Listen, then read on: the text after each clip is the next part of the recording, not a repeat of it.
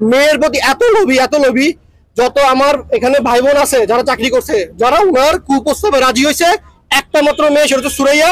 সে এখানে টিকে গেছে এবং সে যাবতীয় ফ্যাসিলিটি অফিস থেকে সব পাচ্ছে। আর বাকি মেয়েগুলোকে ময়মনসিং, কেউকে মুন্সিগঞ্জ, কেউকে আগারগাঁও, গুলিস্তান এসব জায়গায় ট্রান্সফার করতেছে।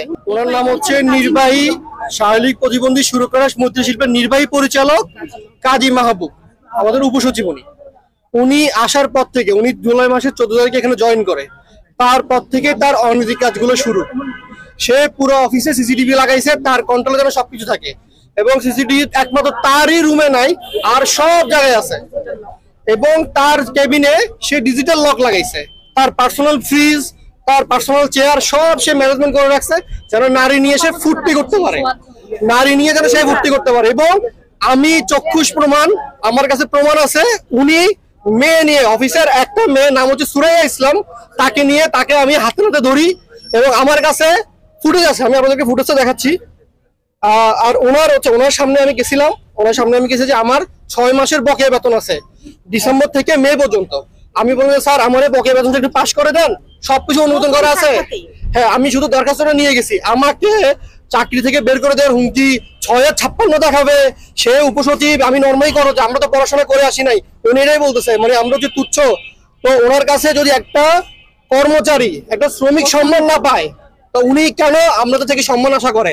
আর উনি মেয়ের প্রতি এত লোভী যত আমার এখানে ভাই বোন আছে যারা চাকরি করছে, যারা উনার কুপ্রস্তাবে রাজি হয়েছে, একটা মাত্র মেয়ে সেটা হচ্ছে সুরাইয়া।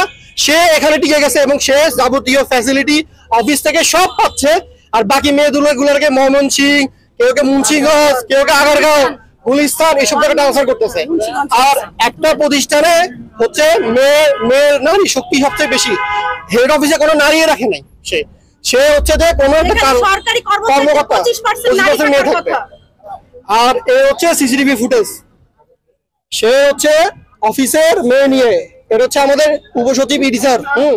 উনি এই যে সুরাইয়া ইসলাম নারী কেলেঙ্কারিকে নিয়ে যে প্রাইভেট প্লেসে গেছে, এটা হচ্ছে প্রাইভেট প্লেস। ফুটেজটা আপনারা দেখেন ভালো করে।